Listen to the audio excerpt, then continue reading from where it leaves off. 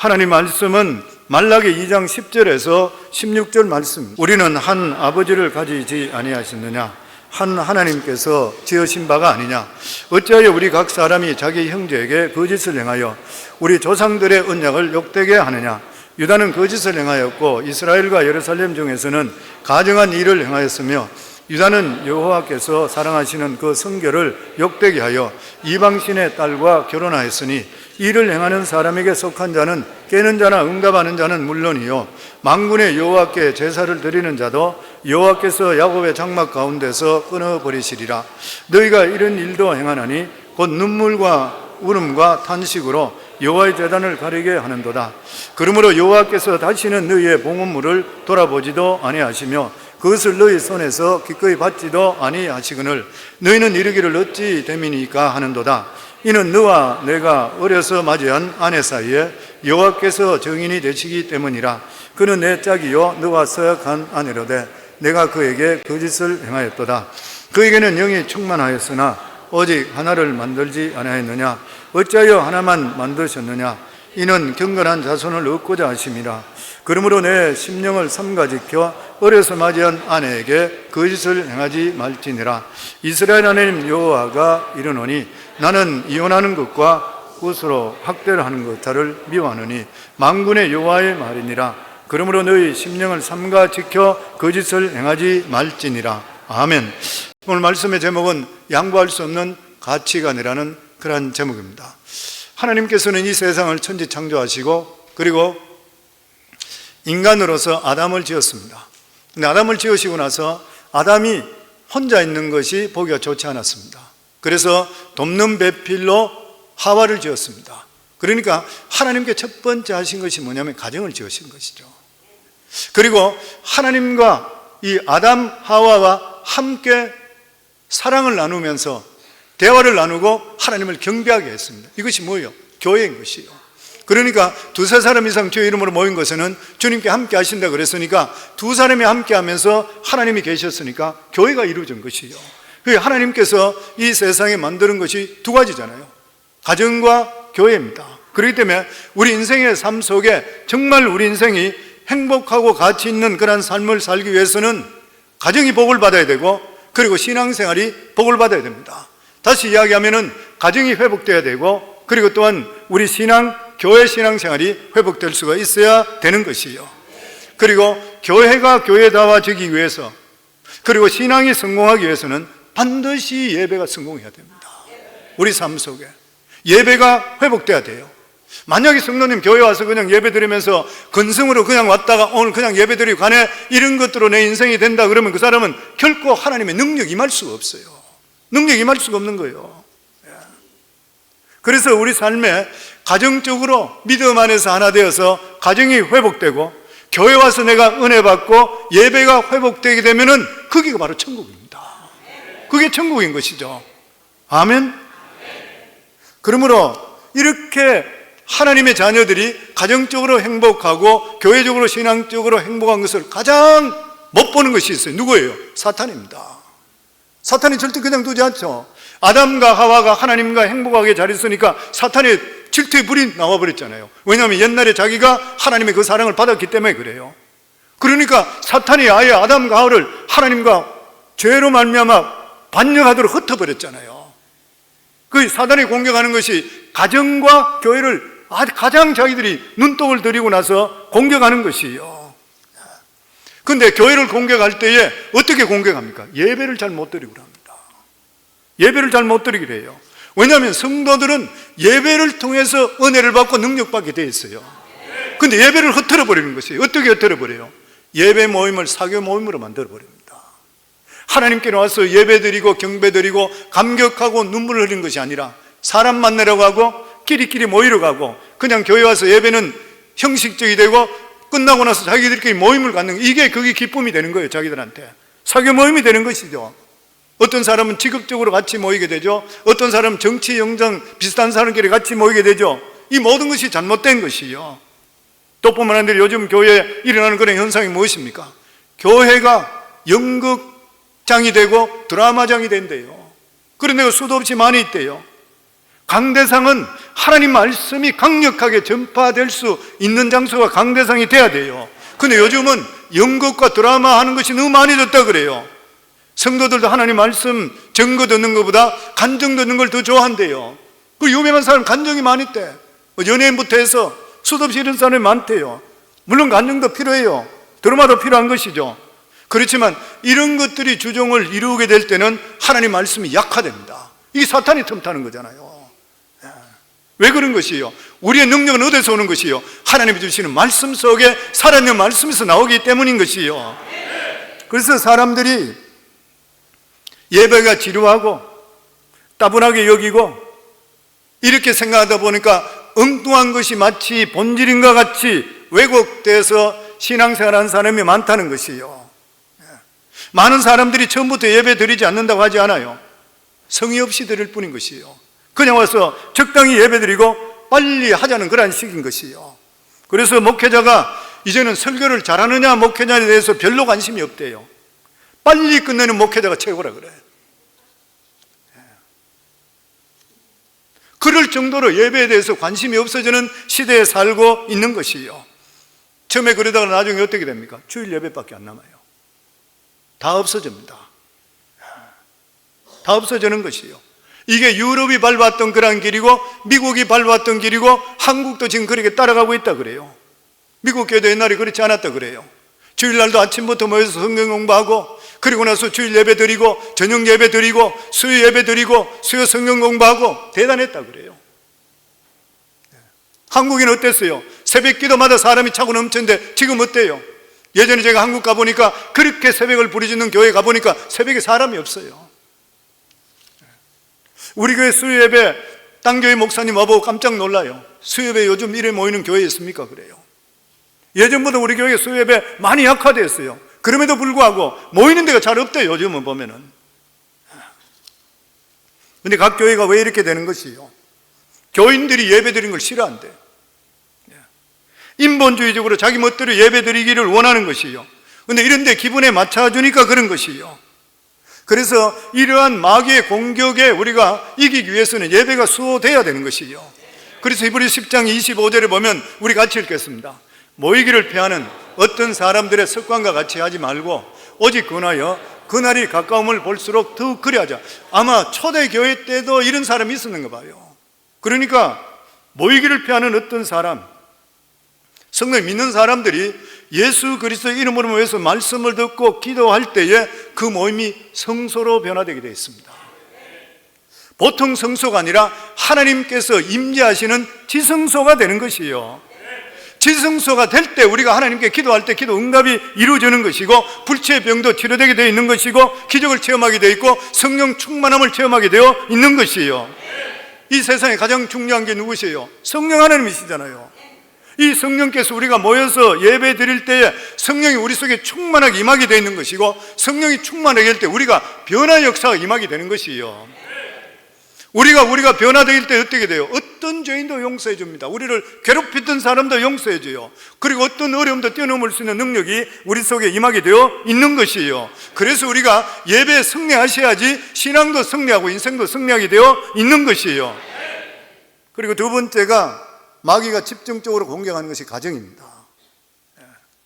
가정은 아담을 지으시고 독차하는 것이 좋지 않아 아담을 잠재운 후에 그리고 나서 갈비뼈를 통해서 아내 하와를 만들었습니다. 그러니까 둘이 아니라 하나가 되는 것이죠. 왜냐하면 갈비뼈니까.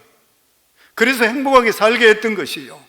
그러니까 우리 인간은 가정이 행복하지 않고는 참 행복은 절대로 찾을 수 없습니다. 항상 마음속에 허전함이 있어요. 성령님 가정들 보세요. 가정 안에서 행복을 못 찾으면 바깥으로 자꾸 찾습니다.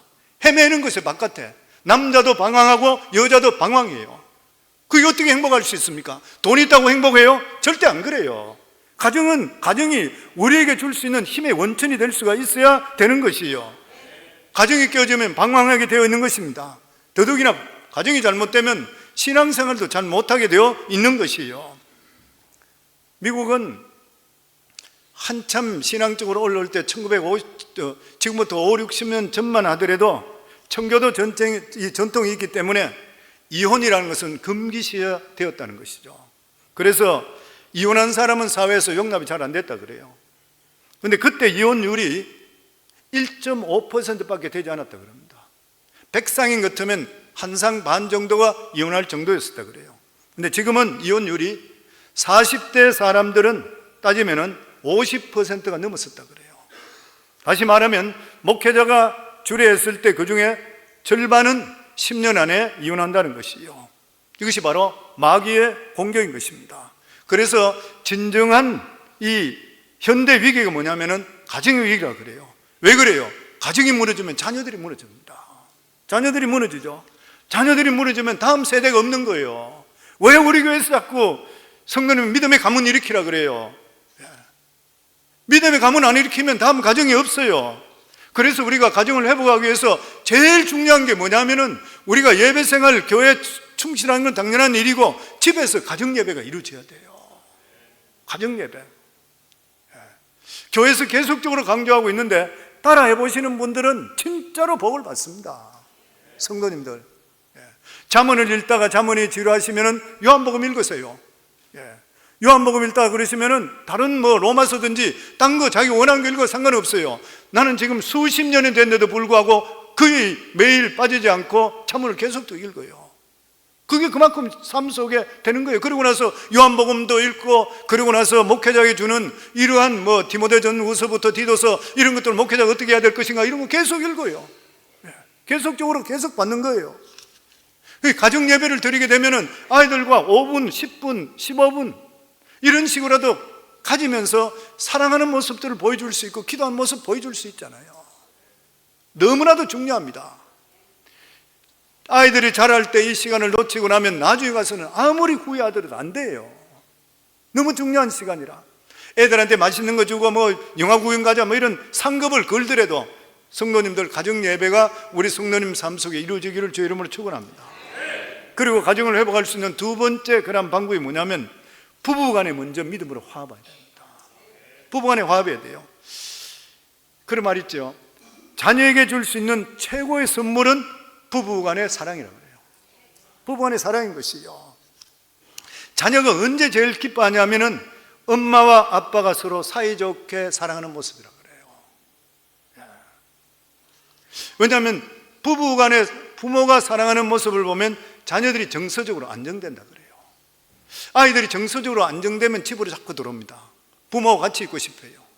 근데 정서적으로 안정이 안 되면 자꾸 바깥에 나갑니다.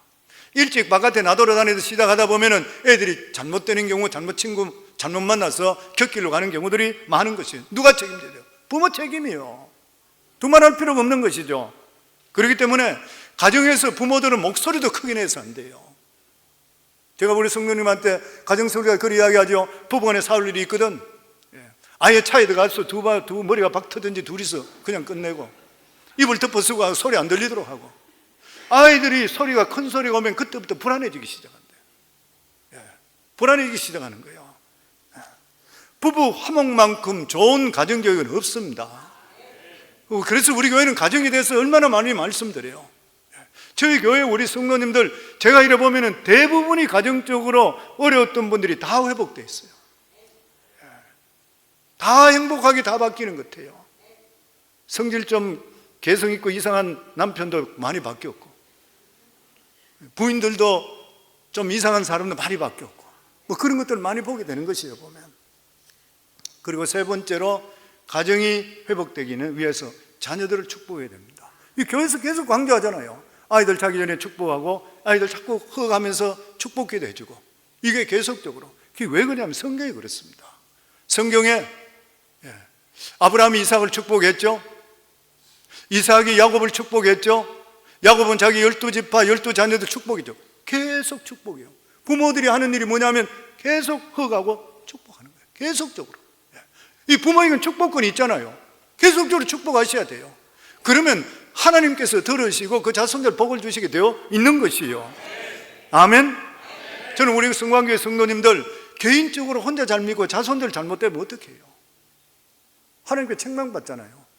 그러니까 가정적으로 회복되시고 가정에 복을 받는, 정말 예수 잘 믿고 저 가정 그러면 소문난 가정 되기를 주 이름으로 축원합니다. 그 가정 그러면 빨리 딸 보내고 싶다, 아들 보내고 싶다. 이런 게 나야 되잖아요. 저 집하고 혼사 한다 하면 저 집은 절대로 안 돼. 그럼 곤란하잖아요. 아멘? 나는 실질적인 말씀을 드리는 거예요.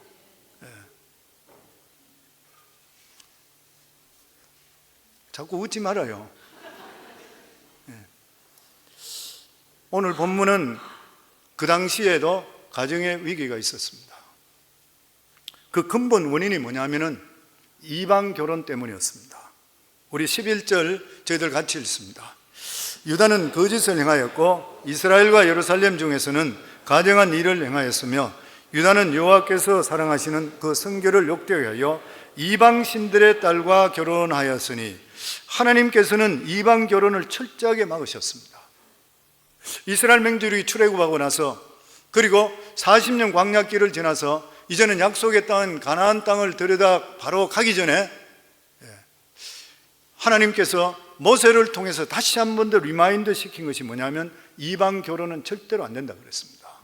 신명기 7장 1절로부터 우리 같이 읽겠습니다.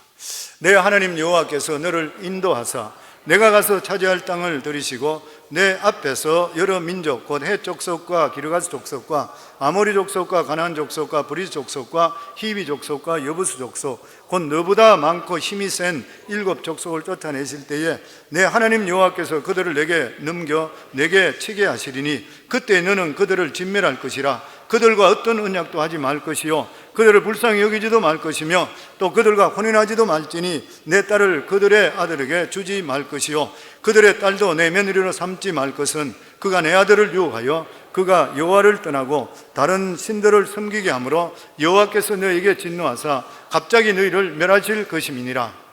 하나님께서는 이스라엘 백성이 가나안 땅에 들어가기 직전에 첫 번째로 다짐하는 명령이 이방 결혼입니다.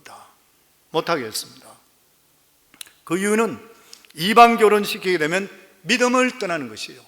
여호와 신앙에서 다른 신을 섬기기 때문인 것이에요. 그런데 여기서 이방 결혼이라는 것은 다른 민족과 결혼하지 말라는 뜻이 아닙니다. 우리가 잘 알아야 되는 것이에요. 여기서는 혈통적으로 말하는 것이 아니라 피를 섞지 말라 이런 말이 아닌 것이에요. 출애굽할 때에 유다 족속뿐만 아니라 함께 있던 수많은 유도 다른 잡족들도 같이 나왔다 그랬습니다. 마태복음 1장에 예수님의 혈통 속에 보아스의 부인 룻은 모압 여인인 거 잘 아시잖아요. 보아스를 낳은 어머니가 라합입니다. 라합은 여리고성에서 이방인 기생이었습니다. 또 다윗의 아내 밧세바, 그러니까 밧세바는 우리아의 아내였었죠. 이 우리아는 가나안 7족 중에서 헷 족속이라고 그랬습니다. 헷 족속에 있었기 때문에 이방 사람입니다. 그런데 이 헷 사람 우리아가 이스라엘의 장군이었습니다. 그러니까 이스라엘은 믿음의 공동체, 신앙의 공동체예요. 여호와 신앙만 받아들이면 모두 다 이스라엘 백성들로 편입되는 것이에요. 이것은 피의 문제가 아니라 믿음의 문제인 것이에요. 그렇기 때문에 여기서 이방 결혼하지 말라는 것은 그 여자가 너희들과 피가 다른 종족이라서가 아니라 믿음이 다르기 때문이라 그랬어요. 그래서 11절을 보면 이방 여인과 결혼하지 말라 이렇게 말씀하지 않으시고 유다는 여호와의 사랑하시는 그 성결을 욕되게 하여 이방 신들의 딸들과 결혼하였으니 그 이방 딸이 아니라 이방 신들의 딸이라 그랬어요. 여기 이방 여인을 강조한 것이 아니라 이방 신들의 딸, 다시 말해서 믿음이 다른 자라는 것이에요.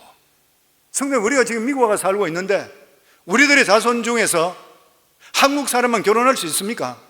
앞으로 2대, 3대, 4대, 5대, 6대, 7대 되면은 한국 사람과 결혼하기 극히 힘들어져요. 물론 결혼할 수 있겠지만 우리 가족들 중에서 다른 민족 사람이 안 들어온 가정이 저는 볼 때 100% 안 들어온 가정이 없다고 생각합니다. 미국에 살고 있으면서 언젠가는 다 그래 되게 되어 있는 것이에요. 보면 그러니까 여기에서도 보면 특별히 이 말씀을 드리기 전에 우리 한국 남자들 잘 하셔야 돼요. 남편들이 아내에게 가부장적이고 꽥꽥 소리 지르고 이러면 딸들은 친절하고 알러브유 잘하는 외국인들로 결혼합니다.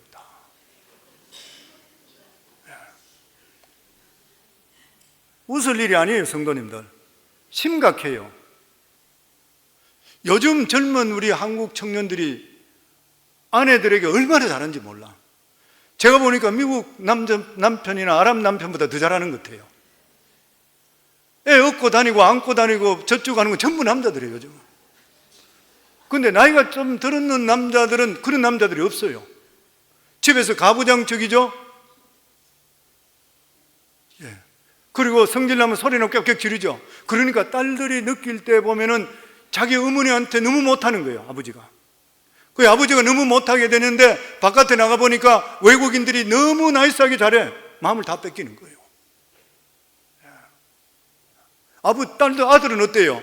집에서 아버지가 엄마한테 가부장적으로 사니까 자기도 결혼해서 가부장적으로 소리 지르다 쫓겨나잖아요. 남편들이 이혼당하잖아요, 젊은 사람들이. 이게 누구 잘못이에요? 아버지들이 잘했어야 돼요. 우리 교회 성광교회 남편들은 부인들을 진짜로 감싸주고 사랑하길 바랍니다. 아멘? 그러면 자녀들이 보고 나서 우리 아버지가 이렇게 잘하니까 같은 한국 사람이라도 진짜 좋겠구나 이렇게 생각하는 거예요. 심각해요. 꽥꽥 소리 지르지 말기 바랍니다. 그리고 진짜로 아내를 자식들 보는 데서 사랑하시고 귀하게 생각하셔야 돼요. 아껴주는 모습들.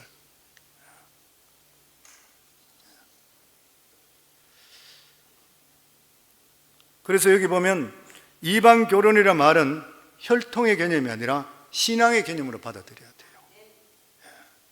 오늘날 이방 결혼의 금지는 믿지 않는 자와 결혼하지 말라는 거예요. 우리가 누구하고도 결혼할 수 있습니다. 자녀들 언젠가는 더 많아질 것이고, 그럴 때 신앙이 있는지 없는지를 우리 자신들이 항상 볼 수가 있어야 되는 것이요. 말라기 때도 그렇고 지금도 마찬가지고 초대교회 때도 똑같았습니다. 그래서 신약이 이렇게 말씀합니다. 고린도서 6장 14절에 보면 너희는 믿지 않는 자와 멍에를 같이 하지 말라. 의와 불법이 어찌 함께하며 빛과 어둠이 어찌 사귀며. 믿지 않는 자와 멍에를 같이 하지 말라. 의와 불법이 어떻게 같이 있느냐? 틀리는데. 빛과 어둠이 어떻게 사귈 수 있느냐? 예수 믿는 사람이 안 믿는 사람은 개도록 잘 될 수 있어요? 안 돼요. 아내는 믿음이 충만한데 남편은 믿음 없는 사람하고 두 사람이 한마음 될 수 있어요? 절대로 안 됩니다. 안 되죠. 왜냐하면 아내는 하나님께 헌신하고 싶은데 남자는 못하고 그래요. 우리 교회도 보면은 그런 분들이 있었어요. 보면 아내가 믿음이 더 좋아서 하나님께 더 나가고 싶고 더 헌금하고 싶고 더 헌신하고 싶은데 남편이 있다가 말이 안 되는 이야기잖아요. 믿음이 못 따라가게 되는 것 같으면 부부간에 싸우잖아요. 그러다면 와서 항상 부인들은 누우면서 기도하는 거예요. 보면 남편도 마찬가지죠. 남편이 믿음 좋고 아내가 믿음 없게 되니까 그게 함께 나와서 예배 드리더라도 그냥 형식적으로 한 사람 드리는 거예요. 하나 될 수 있어요? 하나 안 돼요. 왜냐하면 부부 하나는 믿음으로 하나 되게 될 때 하나님 이야기할 때 기쁨이 넘치고 하나님 은혜 때문에 감격하고 이게 같이 돼야 돼요. 그러니까 이 말씀을 보면 너희는 믿지 않는 자와 멍에를 같이 하지 마라. 옛날에 소 위에다가 멍에를 얹어서 그리고 밭을 같이 가렸잖아요. 두 마리를 같이 이렇게 멍에를 같이 지는 거예요. 두 마리가 멍에 안에 들어가서 같이 가는데 만약에 멍에를 매는데 이 멍에 매는 이 소들이 같은 마음이 아니면 하나는 왼쪽으로 가고 하나는 오른쪽으로 가면 어떻게 돼요? 밭을 못 가는 거예요. 될 수가 없는 거예요. 결혼이 똑같다는 것이에요. 여기 보면 결혼은 믿음으로 결혼해서 한 영이 되는 게 너무 중요한데 영이 틀리잖아요. 한 사람은 성령이고 한 사람은 세상령이고 어떻게 같아질 수 있어요? 심각한 문제입니다. 요즘 교인들이 자녀들이 이방 결혼, 믿지 않는 자와 결혼하더라도 별로 심각하게 생각하는 경우가 있어요. 뭐 그냥 자랑하는 것이 좋은 대학 나와서 좋은 직장 가지고 돈 잘 버는 이 이야기 그냥 해요. 제가 그 이야기 들을 때마다 항상 믿음은요? 그러면 그거는요? 이러고 딴 이야기예요. 이 보통 문제가 아니잖아요. 만약에 우리 자녀들이나 배우자들 누구든 간에 진짜 좋은 대학 나오고 좋은 그런 그까지 한다 하더라도 하나님 모른다 그러면 어떻게 돼요? 마귀 자식이잖아요. 갈 길이 틀리는 거예요. 나중에 완전히 차이가 나는 것이에요. 보면 성경적으로 볼 때 공식적으로 가장 이방 결혼을 많이 한 사람이 누구냐면 솔로몬입니다.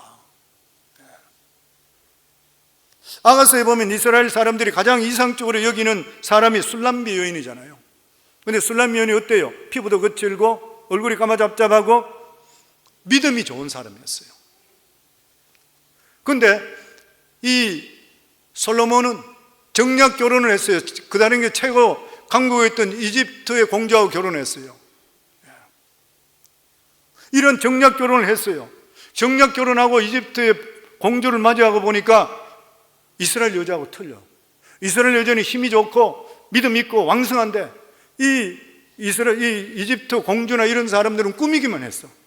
성형수술하고 막 이쁘게 하고 막 이렇게 하고 몸도 아주 아름답고 날씬하고 이런 거예요. 부드럽고 막 이런 싹싹하고 꼬박 넘어가 버렸던 거예요. 그러다 보니까 계속 그런 여자만 받아들이게 됐더니 나중에. 그런데 솔로몬이 나중에 나이가 들어 자기가 힘이 없고 연약하니까 이 여자들 다 케어줄 수가 없게 되니까 여자들 원한 대로 해서 이방신이 다 들어오게 되는 거예요. 나중에 가서 하나님께서 2번이나 경고했는데도 불구하고 영의 귀가 멀어버려서 들리질 않는 거예요. 바벨론에서 포로 생활하고 70년에 돌아왔던 유다 백성들이 지금 말라기에 나오는 게 똑같았습니다. 바벨론에서 다른 민족들과 같이 섞여 살다 보니까 이방 여인들이 보니까 이쁘기도 하고 싹싹한 거예요. 그러니까 이 육체적인 아름다움 때문에 이스라엘 여자를 버리고 그 사람들을 택해버렸어요. 그래서 하나님 앞에는 2 종류의 인간이 있다 그래요. 첫 번째는 육체의 정욕을 위해 사는 사람. 이들은 육체의 쾌락을 위해서는 얼마든지 이혼할 수 있고 혼의 정사도 할 수 있는 거란 사람. 그런데 하나님은 이런 사람을 뭐라 그러냐면 부정한 자라 그랬습니다. 그리고 다른 한 부분은 자신의 정욕을 말씀에 붙들어 매고 사는 사람. 하나님은 이런 사람을 성경에 경건한 백성이라 그렇게 불렀어요. 이 세상을 지금까지 멸망하지 않고 지켜주는 것은 바로 이러한 경건한 사람이 있기 때문에 경건한 백성을 얻기 때문이라 그렇게 이야기하죠. 성경은 노아의 홍수가 일어난 원인에 대해서도 하나님의 아들이 사람의 딸들의 아름다움을 보고 아내로 삼기 시작할 때부터라 그랬습니다. 창세기 6장 2절에 보면 하나님의 아들들이 사람의 딸들의 아름다움을 보고 자기들이 좋아하는 모든 여자를 아내로 삼았더라. 여기 하나님의 아들들이라는 것이 천사를 이야기하는 것이 아니라 하나님을 믿는 경건한 백성들의 자녀들이에요. 경건한 백성의 자녀들이 하나님 말씀대로 그대로 따르지 않고 육체의 정욕에 따라서 결혼하기 시작했다는 거예요. 믿음의 사람과 결혼한 것을 소홀하게 여기기를 시작했는 것이요. 이렇게 혼인의 순결이 깨어지는 것이 바로 노아의 행수에 일어났던 원인 2가지 중에 하나가 되었다는 거예요. 믿음의 사람 아브라함은 어땠습니까? 절대로 가나안 땅의 여자를 취해서는 안 된다 그랬어요. 왜 그런 것이에요? 신앙이 없고 음란했기 때문에, 그리고 이러한 믿음의 삶을 살기 위해서는 경건한 신부감이 돼야 되는 것인데 경건한 사람을 찾을 수가 없었던 것이요, 가나안 땅에. 그러니까 아브라함은 종에게 아브라함 자기 환도뼈 사타구니 쪽에 손을 넣게 하고 맹세하라 그랬어요. 왜냐하면 환도뼈 옆에는 바로 거기에 자손의 씨가 있다고 믿었기 때문인 것이요. 아브라함의 자손들은 절대로 자신의 욕망대로 결혼하면 안 되는 것이요. 시간이 오래 걸린다 한다 하더라도 경건한 사람과 결혼해서 거룩한 그런 가정을 이루어야 되는 것이요. 요즘 젊은 이들 보면 외적인 조건을 너무 많이 보잖아요. 저도 목회하면서 많이 봐요. 우리 청년들도 보면은 믿음의 말을 그렇게 듣는데도 불구하고 마지막으로 결정할 때는 보면은 외모를 보고 결혼 많이 하잖아요. 저는 청년들 볼 때 안타까운 청년들이 많이 있었습니다.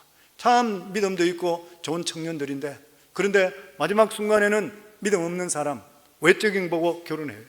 근데 그게 조금만 지나고 나니까 믿음 완전히 없어져 버리고 안에 따라가 버리고 나중에는 믿음적으로 살아야 되는 교회가 부담스럽다 교회까지 떠나버려요. 신앙적으로 옳게 바로 못 써요. 너무나 많이 봤어.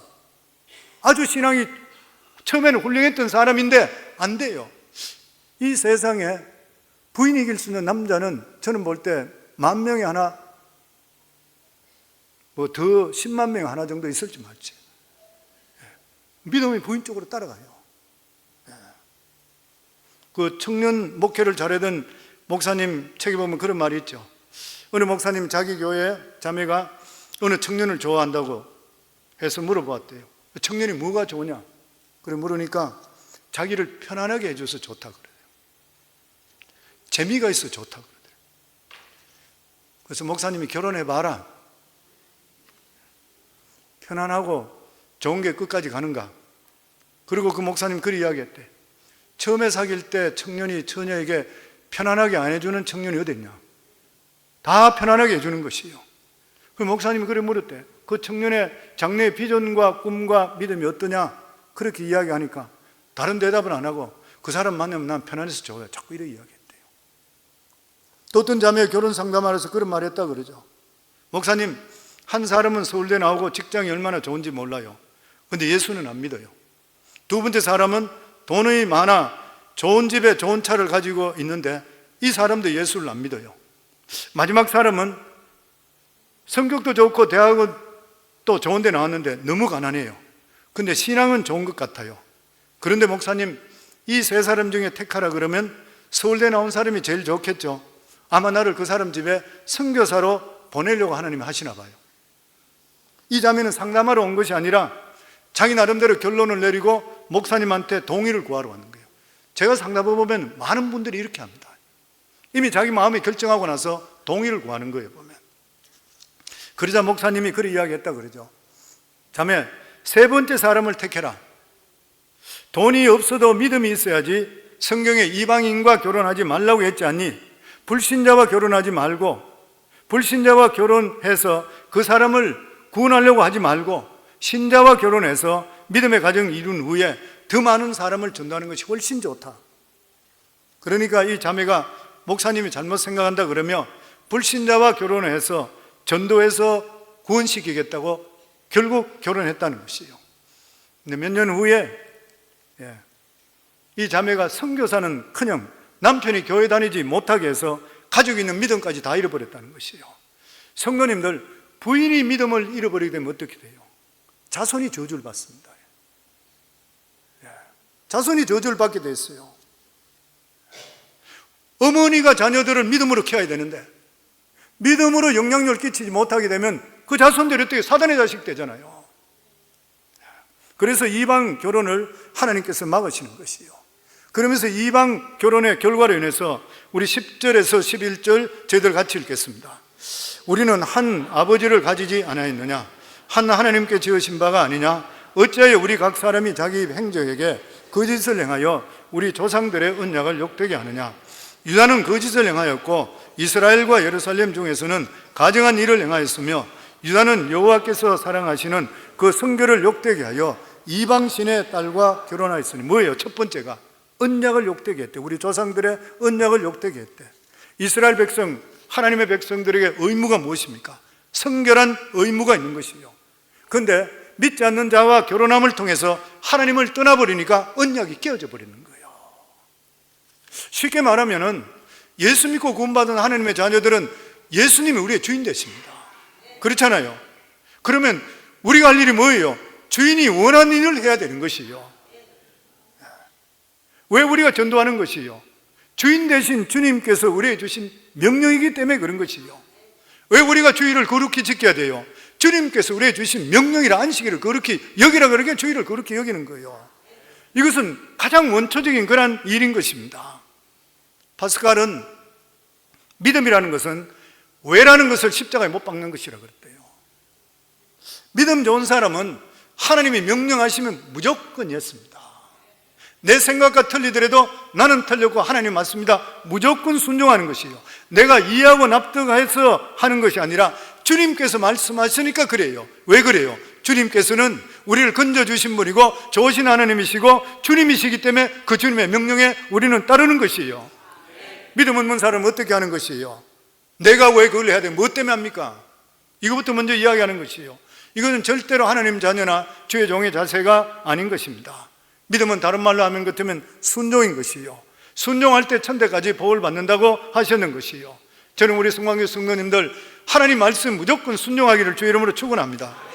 그리고 두 번째, 배교한대. 배교. 이방 결혼의 결과로서 여기 보면 이스라엘과 예루살렘 중에서 가증한 일을 행하였으며, 가증한 게 뭐예요? 하나님을 떠나는 거예요. 배교했다는 것이에요. 하나님보다 더 사랑하는 것이 있어서 다른 것을 붙들었다는 것이에요.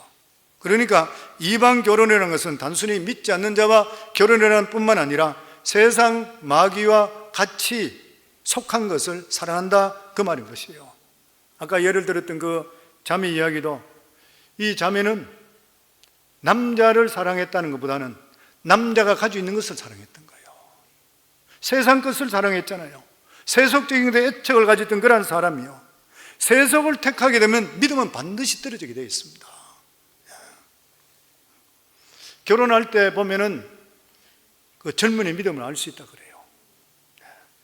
평소에 기도 열심히 하고 믿음 있는 것 같다 하더라도 이상한 사람과 결혼하면 그 사람 믿음은 빵점이라고 그래요. 그렇잖아요.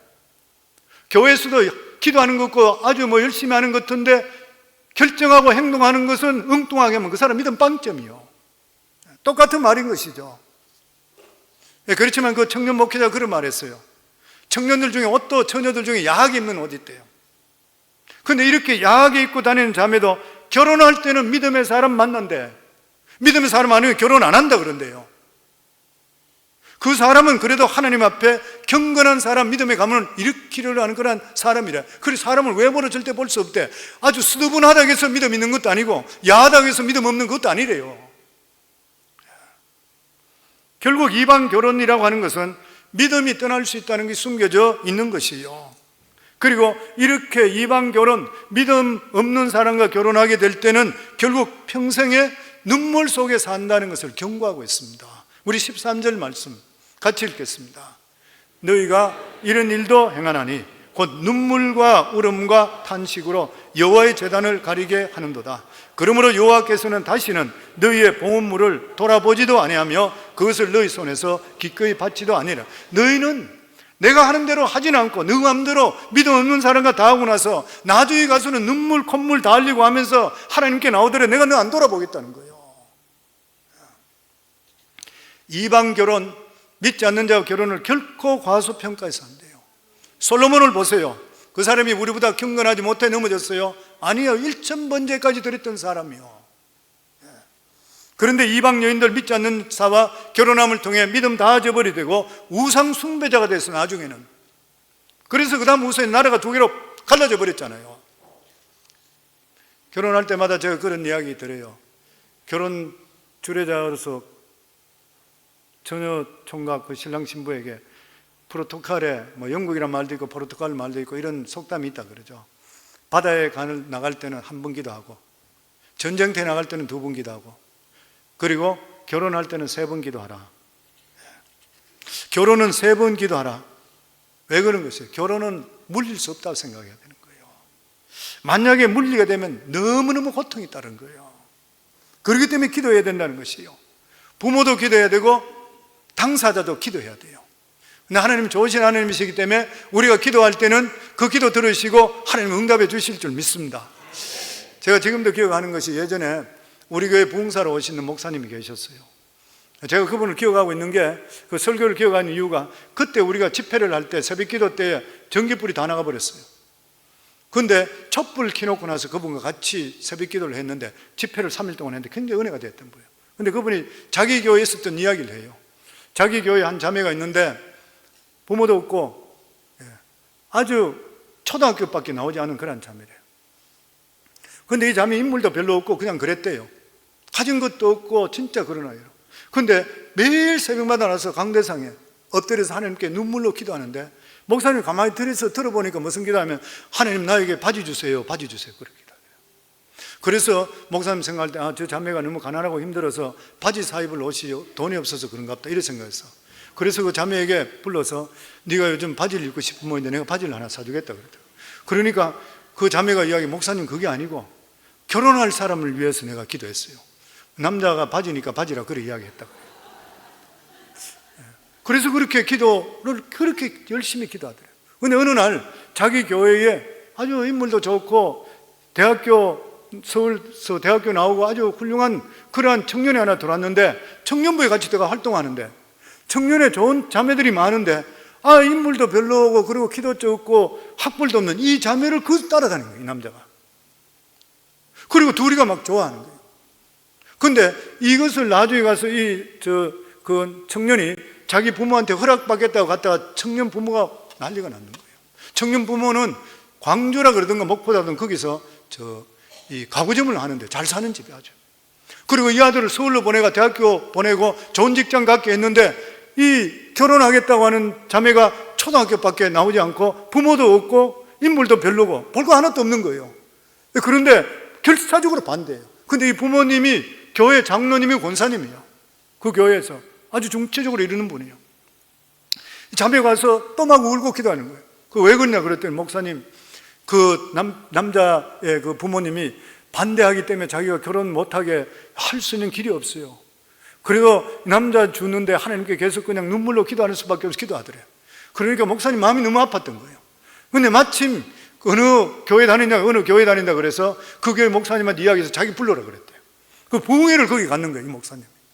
부흥회를 갔는데 부흥회 가서 3일 동안 부흥회하면서 은혜가 막 엄청 쏟아졌던 거예요. 거기 목사님은 목적을 가지고 왔던 거예요. 거기에 자가. 그 중에서 제일 은혜 받은 사람이 장로님 부부예요. 그 두 사람 부부가. 예. 그러고 나니까 이분들이 너무 감사하다고 목사님 식사 대접한다고 목사님 불렀어요. 담임 목사님과 같이. 그 대접하면서 그 이야기하다가 보면서 자기가 목사님 저희도 참 기도 제목 없어요. 그러니까 저희 기도 제목 있어요. 그건 무슨 기도 제목이에요? 그러니까 아들을 결혼해야 되는데 지금 형편없는 이런 사람을 데려왔어요. 그러니까 목사님 그때 이야기했대요. 아, 그 자매 같으면 우리 교회 다니는 자매입니다. 그러면서 그 장로님 부부에게 진짜로 괜찮은 사람이고 이 자매를 불러드리게 될 때는 이 가정에 하나님의 복이 온다고 생각합니다. 그러니까 장로님, 권사님 믿음의 사람이잖아요. 학벌 보지 말고 사람 보지 말고 믿음 보시고 받아들이세요. 그러니까 이 장로님 부부가 고민을 그렇게 하다가 그 자리에서 목사님 말씀이니까 제가 순종하겠습니다. 그리고 받아들였대요. 그리고 두 사람이 결혼해서 목사님 주례까지 하면 결혼했대요. 그런데 그러고 나서 그때 경기가 좋지 않아서 가구점들이 다 망했대요. 이 가구도 망하는 거예요. 근데 이 며느리가 들어가서 거기까지 내려가서 거기서 일을 하기 시작하는데 얼마나 친절하고 삭삭하고 사람들 비율을 잘 맞추고 그러고 나서 지혜롭고 아이디어를 많이 내는지 딴 것들은 망했는데 오히려 여기는 더 올라갔어요. 그래서 나중에 이 장로님 부부가 목사님한테 목사님 너무너무 고맙습니다. 우리 집에 복덩어리가 들어왔습니다. 그래요. 성도님들 기도하는 사람 잡으세요. 아멘. 예.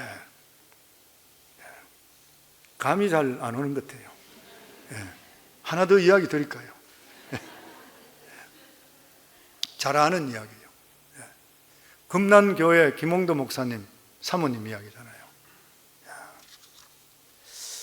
이 사모님은 나이가 30이 넘도록 처녀로서 결혼을 못하고 있었다 그래요. 그때 그 교회에 전도사로 왔는 사람이 김홍도 전도사라 그래요. 그런데 자기가 가만히 이 자매가 보니까 남편감이 없나 이렇게 눈으로 사냥하다가 보니까 교회에서 가장 쓸만한 사람이 그 김홍도 전도사들이겠죠. 그래서 이 전도사가 앞에서 기도할 때에 살며시 뒤에 가서 기도하는 거예요. 그러면서 그 기도하면서 무슨 기도하면 하나님, 이 김홍도 전도사 내 것입니다. 나에게 주실 줄 믿습니다. 내가 이걸 들어보니까 뒤에 앉는 사람 좀 조심해야 될 것 같아요. 어쨌든 간에.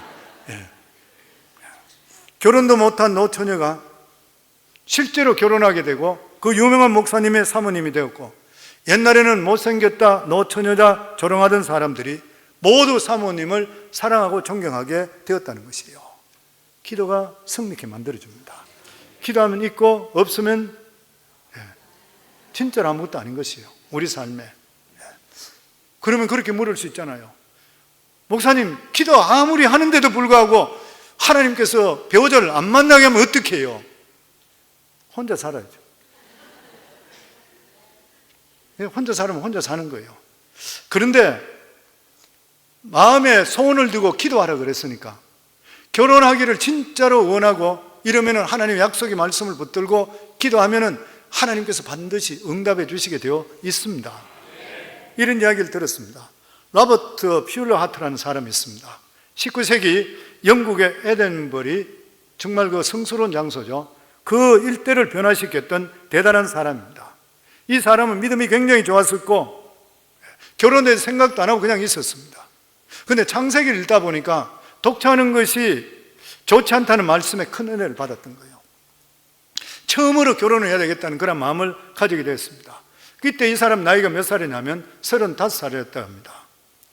그러면 성경을 계속 읽다 보니까 잠언에서 현숙한 아내는 여호와께로 말미암는다는 말씀의 은혜를 받았어요. 그때부터 그는 이 말씀을 붙들고 하나님께 기도합니다. 하나님, 독차하는 것이 하나님 뜻이 아니지 않습니까? 현숙한 아내는 여호와께로 말미암는다 했으니까 현숙한 아내를 주옵소서. 그리고 기도한 후에 사명감을 가지고 선을 보기 시작했습니다. 근데 만나는 여자들마다 다 딱지 만났어요. 마지막 여자를 만났는데 이 마지막 여자로부터 결혼을 승낙받게 됩니다.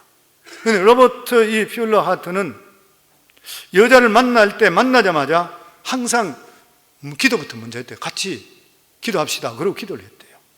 하나님, 이 사람이 하나님 뜻이면 계속 만나게 하시고 아니면 헤어지게 해 주소서.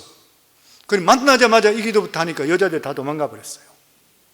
그런데 마지막에 만났던 이 여자는 바로 이 기도 때문에 감동을 받게 됐대요. 나중에 결혼한 뒤에 이 여자분이 눈물을 흘리며 이런 이야기 했습니다. 내가 수년 동안 하나님께 기도했습니다. 주님께 기도하는 남자를 만나게 해 주시옵소서. 그랬더니만 당신을 만나게 했습니다.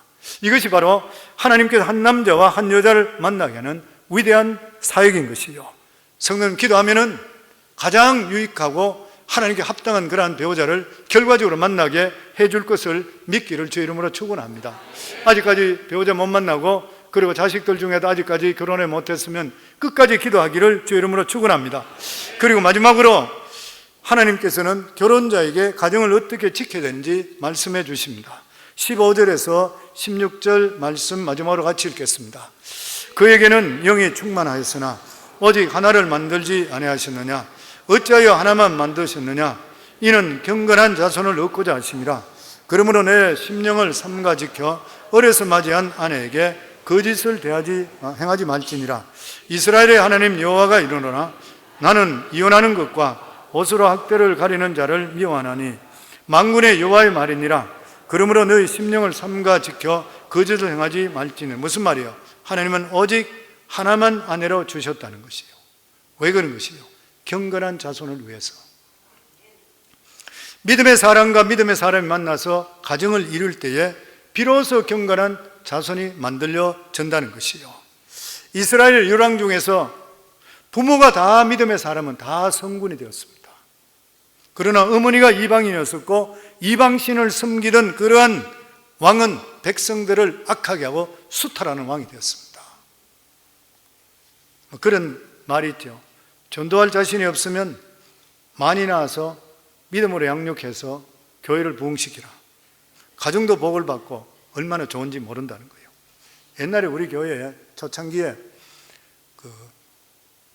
성구영신 예배 드리기 전에 한 7시부터 모여서 각 목장별로 장기 자랑을 했습니다. 앞에 나와서 강대상에. 지금도 영상이 있어요. 근데 그중에 제가 지금도 기억하는 게 젊은 부부들이 나와서 자기들이 율동을 하고 막 이러고 나서 앞에 배너를 앞에다가 크게 쫙 피놓는 게 있어요. 그걸 보니까 뭐라고 하면은 아들, 딸 구별 말고 마구나 부흥하자. 정말 좋은 구호예요. 성도님들, 우리 사랑하는 성도님들, 아들, 딸 구별 말고 마구나와서 부흥하기를 주의 이름으로 축원합니다. 믿음의 가문 행복명가 일으키기를 주의 이름으로 축원합니다. 우리가 예수 믿고 구원받고 나서 우리 믿음으로 자녀들을 낳아서 이 자녀들이 시대를 이끌 수 있는 믿음의 사람이 되면 하나님의 기쁨이요 우리 가문의 영광인 줄 믿습니다. 저는 우리 성도들이 다 그리 되기를 주의 이름으로 축원합니다.